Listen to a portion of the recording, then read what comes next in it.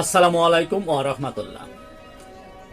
দেশের প্রধান প্রধান জাতীয় দৈনিক পত্রিকার শিরোনামে স্থান করে নেওয়া শীর্ষ সংবাদগুলো নিয়েই হাজির হলাম আপনাদের সামনে। আশা করি সাথেই থাকবেন। শুরুতেই ইরান ইসরায়েল যুদ্ধবিরতির খবর সহ যে সকল আন্তর্জাতিক খবর শিরোনামে স্থান করে নিয়েছে তার মধ্যে যা যা থাকছে।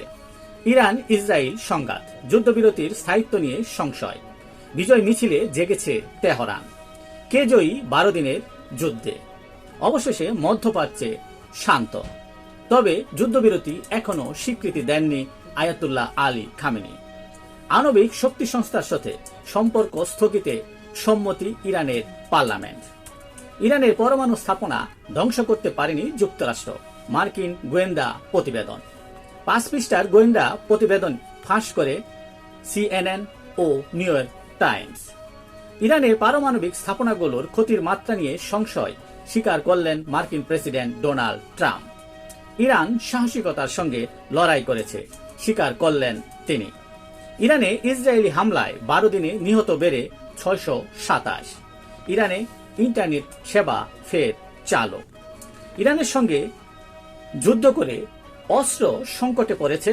ইসরায়েল, NBCর প্রতিবেদনে এ তথ্য উঠে আসে।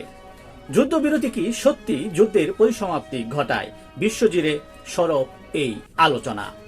গুপ্তচর ভিত্তির দায়ে ইরানে আরো 3 জনের মৃত্যুদণ্ড কার্যকর, ইরান পারমাণবিক কর্মসূচিতে ফিরলে ফের হামলা বলে জানিয়েছেন মার্কিন প্রেসিডেন্ট ডোনাল্ড ট্রাম্প, যুক্তরাষ্ট্র ইরান বৈঠক আগামী সপ্তাহে বলেও জানান তিনি, পারমাণবিক অস্ত্র বহনে সক্ষম যুদ্ধবিমান কিনবে যুক্তরাজ্য, গোপনে দূরপাল্লার পারমাণবিক ক্ষেপণাস্ত্র তৈরি করছে পাকিস্তান বলে জানিয়েছে যুক্তরাষ্ট্রের গোয়েন্দারা।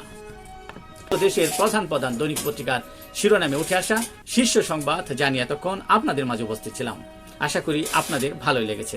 আজকের মতো এখানেই, আবারও দেখা হবে আগামীকাল দেশের প্রধান প্রধান জাতীয় দৈনিকে উঠে আসা শীর্ষ শিরোনামগুলো নিয়ে। সে পর্যন্ত অবশ্যই ভালো থাকবেন, সুস্থ থাকবেন। আসসালামু আলাইকুম ওয়া রাহমাতুল্লাহ।